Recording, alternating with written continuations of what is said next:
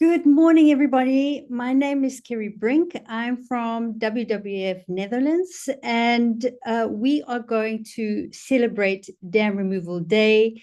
We've been celebrating for a few days now, and one of the events is a dam removal that went out on Dam Removal Day. And we are going to be speaking to Celine Hanzen, who's going to tell us all about that. This is a Dam Removal Europe initiative. It is to create awareness about what people are doing around barrier removal, to celebrate the work that people are doing, and it's funded by Open Rivers Program funding, who really want to support barriers going out.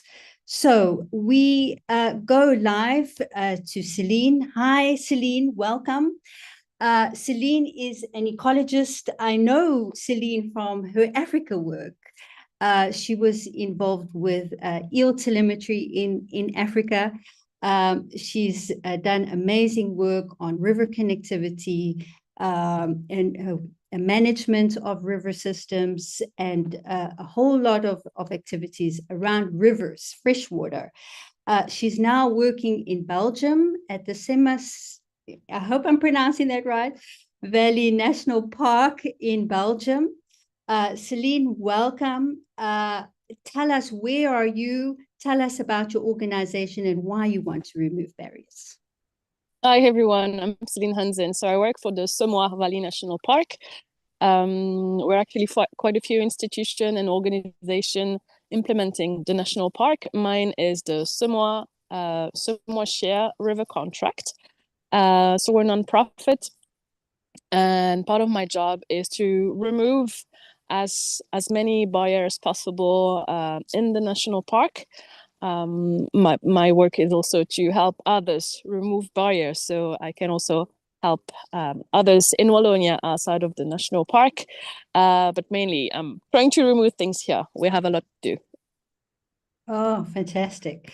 So you're doing a lot. You're helping others. You're standing now at a site. Fivos, can you show us where Celine is standing in Belgium?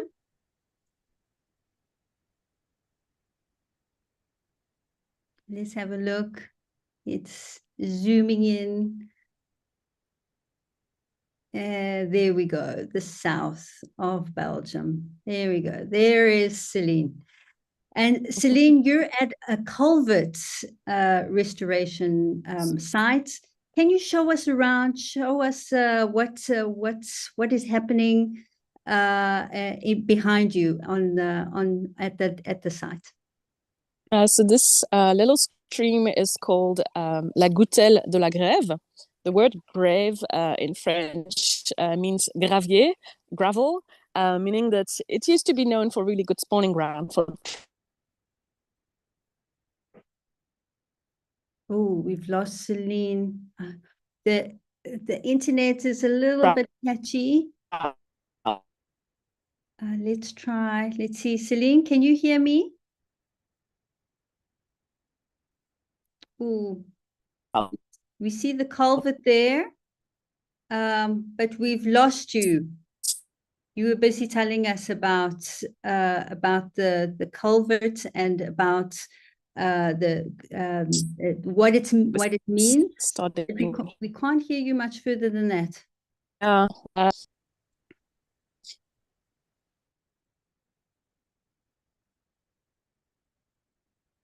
Oh, Celine, you're on mute. Let's try again. Am I back? Yes, you are back. Yes, sorry. We should have 4Gs, but it keep going away.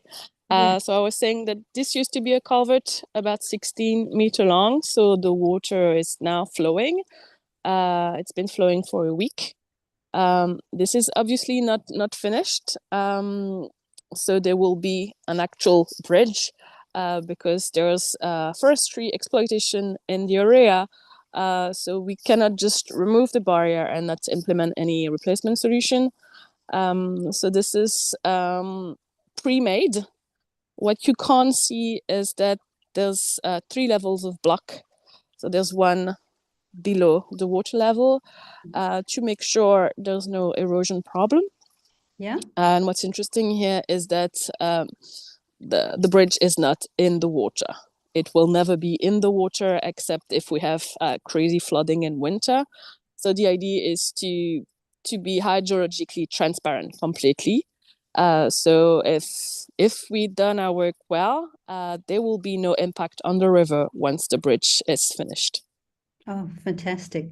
So you took away this, you said 16 meters culvert? Yes. Yes. And then you put these blocks down. Why did you, this is quite an interesting way of working. Why did you choose these blocks? What was the reasoning behind that? So we actually, we're not the leader for this. This is Nicolas Maillon from the Enlier Forest, who did one of these events before. And he replaced, I think, 30 of these in the Enlier Forest, which is part of the same catchment as us. And because it works so well and it's durable over long term, we decided to do that every way we can. What is also very interesting is that we're not making anything on site, so there's no risk of pollution. Everything comes pre-made, so we're not making cement and concrete on site. And I don't think we can see it here, but all these blocks are set on like very fine gravel. So basically, there's no risk of water quality issue. Which was very important for whatever work they did in Enlier Forest, because they still have pearl mussels. So they had very important constraint on that, because you can't have too much sediment in the water. For us, it's not as important, but we decided to uphold very high standards as well, because we're a national park, and we also in Natura 2000 area, which also mean we have to work in French we say in the dry. I don't know if it translates well in English, but basically for like I think it took a week probably to demolish the culvert and start rebuilding. The water was deviated through a pipe. So there could not be any sediment, any waste in the water, because the worker were basically not working in the water. I think maybe I can set my other camera. So basically, the river was blocked from here, and there was a pipe going all around and releasing the stream just downstream here. So everything here was completely dry. Mm-hmm. And what I didn't show you is that this is the other side of the bridge. Oh, cool. So I'm on the third layer, I guess. So there's another one here, and then there's another one underneath. So even for a tiny stream, the distance here is about 2 meters. You need a lot of these building blocks. So this works really well for small streams, but the bigger you get, the more limited you are, because you're limited by the distance between the two sides of the bridge, which is about 2 meters. Okay, so the maximum width that you can, it really needs to be small streams. So then that's yes. Okay. And this whole system is patented. Hopefully, this is the right word, by a French company. Patent. Meaning we can't do. Yeah, there's a patent, so we can't make the blocks ourselves. So it has to come from France. This is why the work is at a halt right now, because we're missing 6 blocks to finish the work. Yeah. Okay. But it's very interesting, and we're starting to do everything like this, because even for the people doing the actual work, it's much easier, because you have all the blocks are quite small, meaning, well, you can't really see here, but this is quite remote. This is not very so it makes the work much easier as well, and feasible in area where you would not think it would be possible to do such work.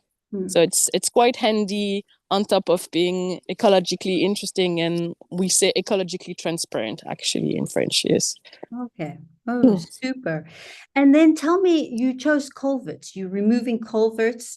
Why are you removing these specific barriers in your region?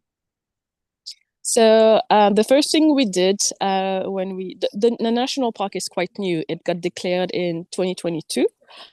So the first thing we did was actually to do a total inventory of all the barrier within the national park. I think at the moment we have about 300 points. Yeah.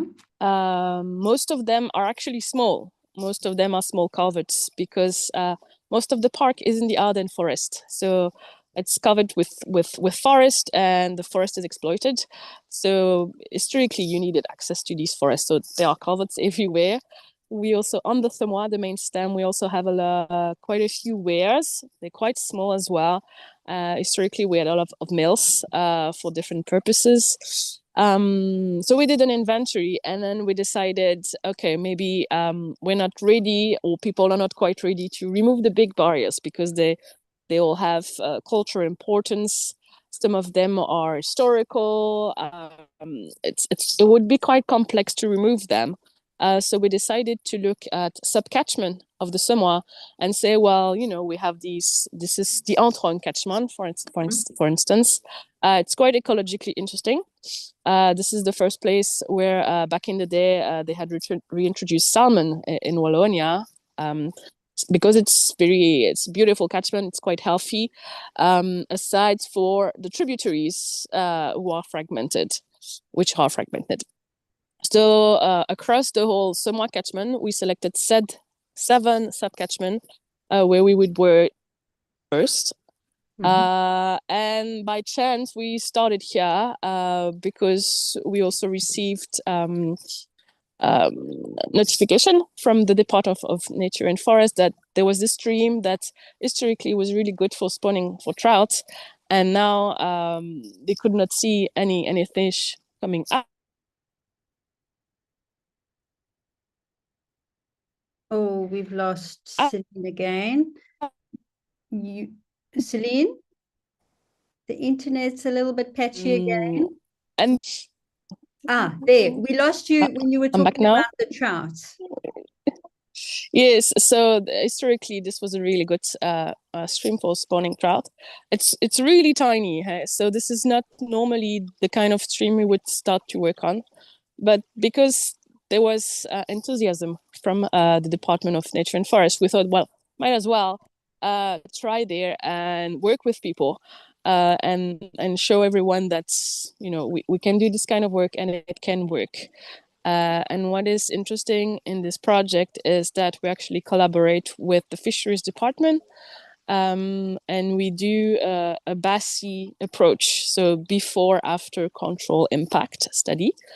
So since last spring, we do electrofishing seasonally in 2 streams where we're going to remove culverts and 2 streams where we won't. So we compare the two. And then here, for instance, we're busy this morning electrofishing downstream and upstream of this culvert. Of the former culvert. Yes. And then upstream about 500 meters, there's another one we removed as well. So we're also going to go fish there downstream and upstream.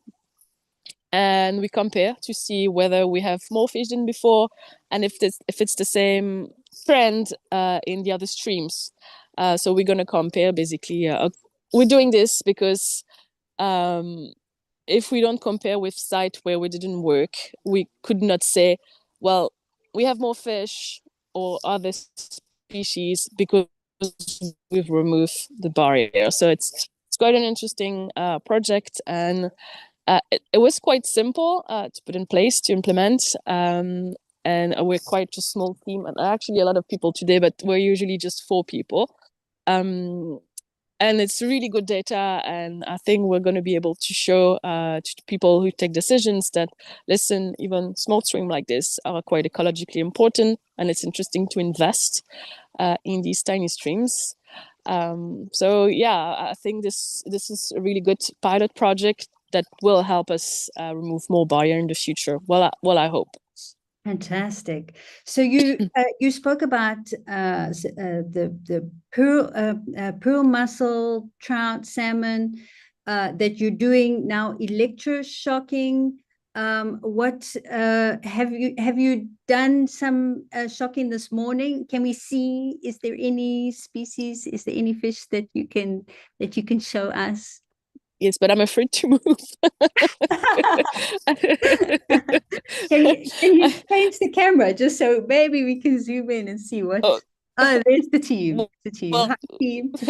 This is the team, and in all these buckets we have fish that are waiting to be processed. But if I move, I'm not gonna have any connection. Okay, And stay where you are. there's a huge hole. There's a huge hole between me and the fish. So we had about 30, 40 trout this morning, something like that, and one. I think the name in English is bullhead, the tiny little fishes. Yeah. Oh, the Celine is going again. Let's have a look. Let's wait a moment or two.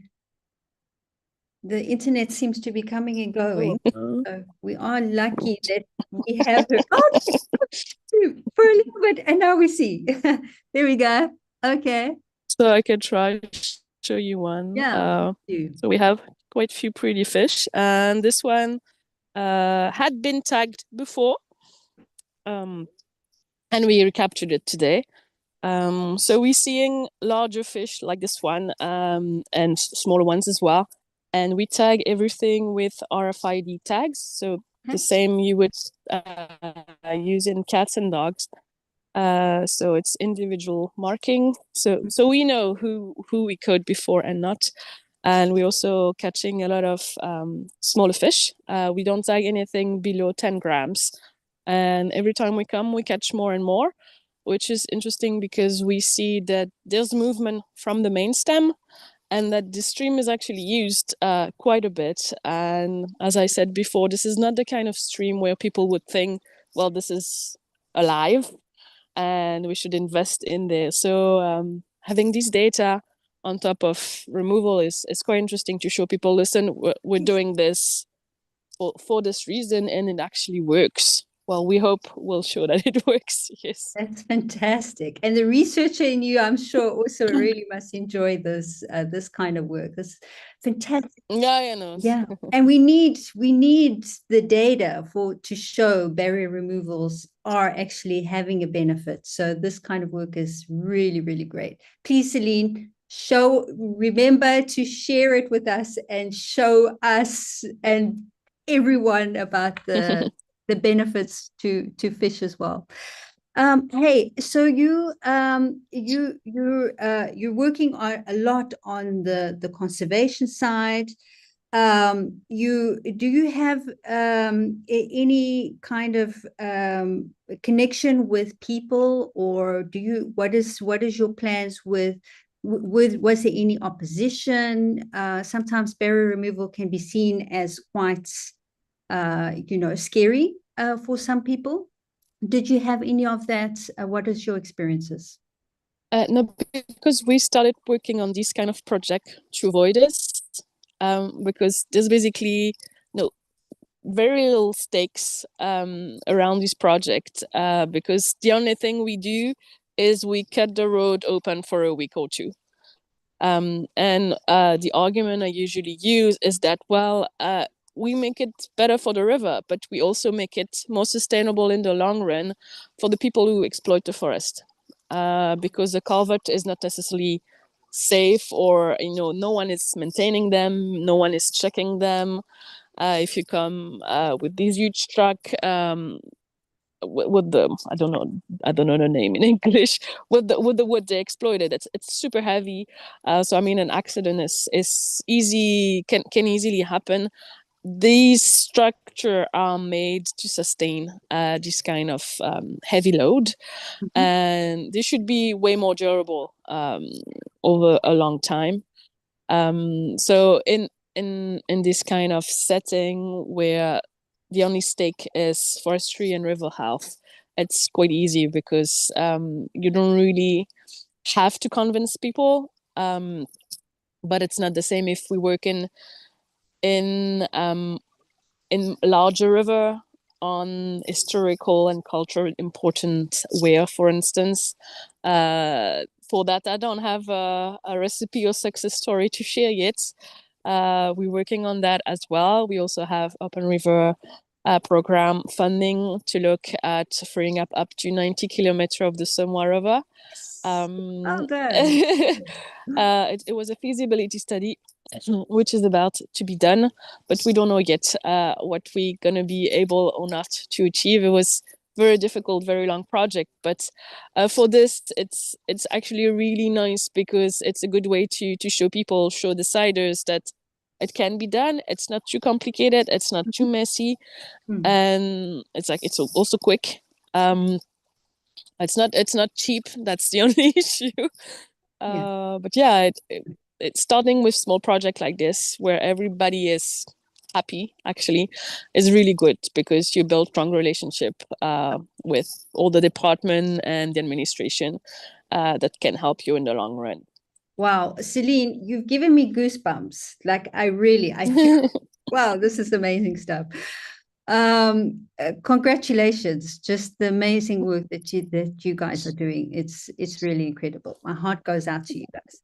Thank you. So we talked about the good stuff. What about challenges? What have you had any, struggles along the way, or do you see in the future some challenges and struggles? For this sort of project, not really. It's really case by case, culvert by culvert. But as long as we're in this sort of setting, as long as it's culvert, I think we're good. I think it's quite okay. We're planning to remove 4 more in another area of the national park next year. The way we have to work in Wallonia is that, so I'm not a water manager, I'm not a stream manager. We're nonprofits, we're conservation practitioners. So before we can be allowed to do any such work, we actually have to do consultation meeting on site with all the stakeholders. So that's the municipalities, the province, the Department of Nature and Forest, the Fisheries Department. So it's a lot of people to get together on site to explain a problem. So as long as it's a small project like this, we don't really have to include the community because there's no risk for them. We don't plan any problem, any people going mad after seeing a new bridge. So for this kind of problem, we don't foresee any challenges. The only challenge would be the actual money we need to make this work. To give you an idea, to replace a bridge like this, demolishing is quite cheap, and this is financed by Open Rivers, but rebuilding is quite pricey. It's between 40 and 50,000 euro to do this. So this can be the challenge to convince people that this is money worth investing. I think that's the only challenge for this kind of forest stream. If I had my other project we work on larger rivers, all larger rivers, all the obstacles, they have really high value for people. And we're only starting that work, and it's very, very difficult. So we're trying to take every precaution possible. Oh, we've lost you. Let's wait a few seconds. Maybe come back. Oh,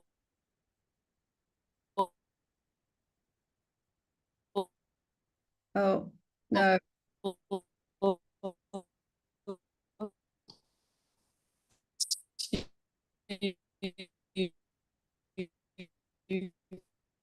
No, we're struggling, Celine. Ah, you're back. I get so excited. I think I got you back. There you go. So I was saying, yeah, we in forestry setting like this, the only issue is actually the money we invest. For now, we're quite lucky because we do have funding through the national park. We have funding through 2026. Okay. So we don't know what will happen after that. So we'll see. Well, good luck. And you're going step by step, and it's scaling. And before you know it, you will have opened up the river connectivity there. It's amazing. One question: you're known as the eel lady. Are there any eels where you're working? In this specific stream, we haven't seen any. No, we're in. So the Semois is part of the Maas catchment. So before eels can reach us, they have quite a trek to take, and a lot of dams in between the sea and us. We do have eels in the Semois, but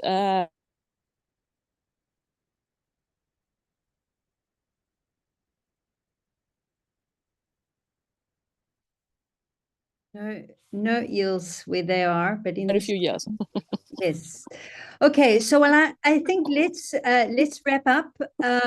Celine, I want to just ask you. You've spoken like this. This is really, you've given us a lot of advice and a lot of strategies on how to implement this really well. What is your concluding? What's your what do you recommend for people to think about if they are starting their dam removal journey? And do you have any closing remarks for our audience? Yes, I think my biggest advice would be to start small. Start small on easy project and get strong relationship with people who decide and who can make change, whether you're manager or not, or someone like me who works for nonprofits. I think start small is the way to go. Okay, I love that. Thank you so much, Celine. It was a pleasure talking to you as always. Congratulations. Yes, you too. Thank you. Yes, barriers are going out, which is amazing. And continue the good work. Share all of this information with the network, with Dam Removal Europe. Let's celebrate your successes along with you. And till next time, I'll see you soon, Celine. For our audience, to wrap up, I want to say thank you for your inspiration and your attention to thinking about, oh, I would like to watch a live dam removal. Thank you for that, and I hope that you will be inspired to be a part of this in some way. To keep updated with everything around barrier removals, go to Dam Removal Europe website, go to the social media. There's events, there's lots of things happening on a regular basis. And also, one of the things that are happening actually also today is there's a dam removal award that will be announced later today. I believe there's a link. I don't know if Fivos, if you have received a link or not, but there will be a celebration of people removing barriers through that award, and you will be able to hear, if not through the link, you can also keep updated at the dam removal website. So till next time, see you soon. Bye bye.